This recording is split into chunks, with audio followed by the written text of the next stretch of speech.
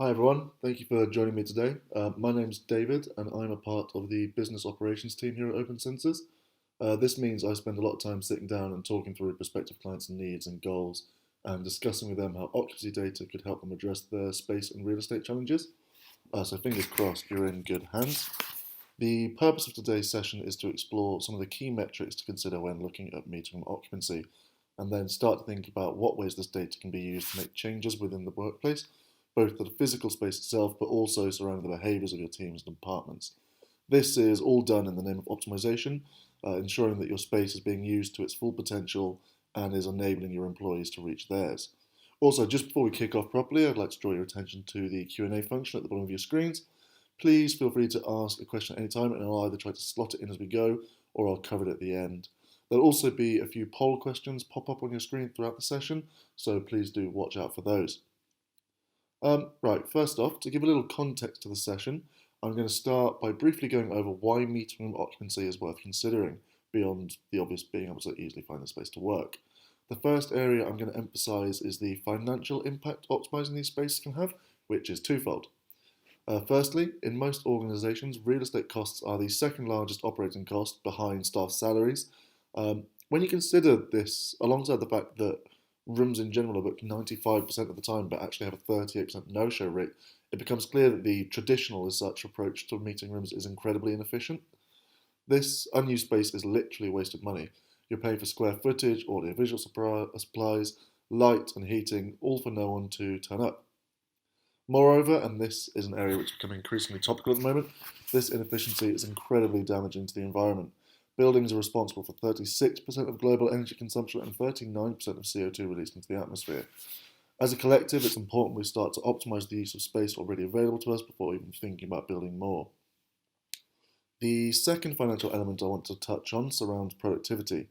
Given the difference in spending between the real estate and staff, and the link between environment and productivity, it's only logical to try and leverage any real estate spending to impact employees' ability to work well and efficiently. It's been reported that a 1% increase in productivity in the UK would add £20 billion to the economy. And if changes to the workplace can be a part of that, then it's clearly a worthwhile investment in the long run. The second area I want to touch on is similar to this. Offices need to support the changing nature of work. The rise of flexible and remote working and the increasing digitalisation of the workplace means that the role of the office is changing, and we need to ensure that people have the right spaces in which to do their work when they're in the office. So basically, we need to provide the necessary spaces for collaborative and private work. Creating a workplace which enables people to work at their best without any unnecessary stresses will also do far more in terms of retaining and attracting talent than any amount of donuts on a Friday. So onto the actual data side of things. I quickly just want to get an understanding of your experience so far with occupancy solutions. So when you see a poll question box thing pop up, please click the answer which is most applicable to you. So the first question is, are you currently monitoring or have you previously monitored the usage of your meeting rooms? Right, so lots of people here have previously or are currently using manual surveys, and there's a couple of people looking into all the options. So just for those who have very limited experiences with sensor-based occupancy solutions, I'll quickly describe how they work. In meeting rooms, we deploy sensors which either sit on the ceiling, doorway, or on a wall. These can either show how many people are in a room or just whether or not that room is being used. These sensors then communicate with gateways placed throughout the office using LoRaWAN technology, usually one gateway per floor.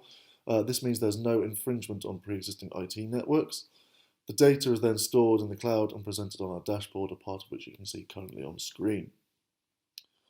We then use this data to address a number of challenges. Some of the common challenges we see to solve regarding meeting rooms are the lack of room availability, either due to meeting spaces being fully booked or actually just full. And another common issue is the belief that the rooms available are not the right size for an organisation's needs.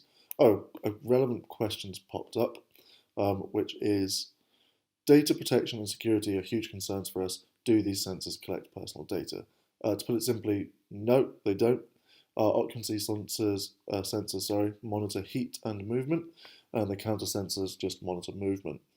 They don't collect any personal information whatsoever, and as an organisation, we have rigorous processes in place to safeguard the data we do collect, and we're GDPR compliant. And just getting back to what we can do with the actual data, there are four key metrics which we use to identify and start to solve these issues, and I'll talk you through them now. On their own, they're quite self-explanatory. Firstly, we have underused meeting rooms. Put simply, this identifies which of your rooms are used less than 20% of the day. I can show you some of that would be useful to know. But this is the case with all of them. It's when you start to combine this data and these metrics with the other ones that they become interesting, and we'll get onto that in a minute. Next, we have average time occupied per day. Again, very straightforward, a simple report of how long on average each room in your office was occupied in the time period selected. Next, the busiest day tool, which is kind of the upper limit of your utilization. This is great to know because this is in a way the worst case scenario that you have to prepare for or have currently had. And finally, the all rooms occupied metric allows for you to see how long in the day it would actually be impossible for an employee to not find any meeting space. On their own, these metrics answer quite simple questions, but when you start to look at them in tandem, you start to uncover potential problems in the organization and processes surrounding your meeting rooms. I'm just going to ask you another quick question anyway before we move on, so please look out for the box. The second question is, do you or your organization's employees struggle to find meeting space on a regular basis? That was pretty overwhelmingly a yes, which isn't altogether surprising, as one of the most common things we hear when speaking with facilities teams is that their employees are struggling to find the space they require. In the past, verifying these claims was a laborious and often unreliable process which involved walking around floors multiple times a day, putting pen to paper, noting down how many people were in each space. As I'm sure you can imagine, the data gathered from these manual surveys isn't all that great. It only provides a snapshot, and the data itself is then also difficult to interpret and manipulate. However, automated data collection solutions remove these issues. On our dashboard, the 4 initial key metrics can be used to gain insight into what problems actually exist. For example, if employee claims of no space were in fact true, the average time occupied tool would be significantly higher, closer to matching the length of your working day, probably without an hour for lunch, so an hour less than your working day. Similarly, if there were truly no spaces available for people to use, then the all rooms occupied tool would be far higher. So immediately, FM teams can see that there is space available. It's just a case of working out what's actually stopping employees from finding or accessing it. So having identified that there is space available, we know that there must be some other problem surrounding the meeting rooms. So there are other processes that are causing these issues. So maybe you have to start looking at how your rooms are being booked, whether there are people doing repeat and mass bookings months in advance, which they then don't honour. And then this fills up the calendar, leading people to think that there's no space available. However, it isn't always an issue regarding booking which causes these problems. It can actually sometimes be a lot more straightforward than that. Is the underused meeting room tucked away in a corner or down in the basement? It sounds simple, but sometimes this is the case. Without the data, it's often impossible to discern. This is why we map all rooms against their floor plans, as you can see here. You can then just toggle which kind of problem you're looking for, so either an underused or overused room, and identify which, if any, physical patterns of usage emerge. Perhaps, though, the issue isn't that there is no space at all, but not the types of space which employees actually need to get their work done. So phone booths versus collaboration areas versus huddle rooms, etc. Identifying which and what type of space they use most is made possible with these IoT systems, as each sensor attached to an asset can be tagged to define it. On the screen at the moment are a number of ways in which different meeting areas can and have been defined in the past. There are of course more ways in which this can be done. Any way you can think to differentiate your assets can be tagged, recorded, and then compared, allowing you to see which ones are most popular amongst your employees. So, in other words, which ones are worth investing in more heavily. So, facility teams now have a wealth of resources available to discern what might be going on when they receive complaints of no space, and they can use these same metrics which identify the problem to gauge success of any changes implemented. So say you enforce some new rules regarding how rooms can be booked, you can see the effect this has over time. For example, as your meeting rooms become more effectively utilised, the average time they're filled per day will rise. So these metrics can then become a sort of benchmark to check the success of initiatives. Oh, we've had a second good question, which is, our facility teams can now instantly see meeting room availability. Can this be made available to our staff? The short answer is yes. It does depend on your setup and the solution you have in place. But our solution is open API, meaning we can plug into your existing or any room booking system so long as it also allows for this. Booking no-shows can then be tracked and rooms released if people don't honour them. So your staff can use the calendar to see what's actually happening live, not what's supposed to happen. Getting back to it then, the example we've just had a quick look at is one of the kind of things you can start to answer by looking solely at whether or not a room is in use. But this still leaves the question of whether or not that room is being used correctly. Like, it's all very good saying that you have 100% utilization, but if that's just 2 people sat in 10 people meeting rooms all day long, then you're definitely still not using your space very well. And this is where counting sensors come in. Not only do they tell us when and for how long a room is in use, but by how many people. Just before we move on again, I'm going to run you through another quick poll. So poll 3 is, do you regularly see either heavily under or overfilled rooms when at work? So the majority of you had said you're most often aware of rooms being underused. Again, like this isn't as bad as rooms being empty, but this is wasteful. Large rooms filled with a few people don't only block other people from finding space to work, but it's still a waste of money just on a square footage point of view. Um, so these are the kind of things that we would use counter sensors to like deal with. Typically, these sensors are deployed in rooms like the larger rooms, so 5+ people. This is for a number of reasons. In smaller rooms or in phone booths, it's often enough to know whether the room is occupied. This is obviously not a hard and fast rule. There may be instances in which knowing how smaller rooms are used is important.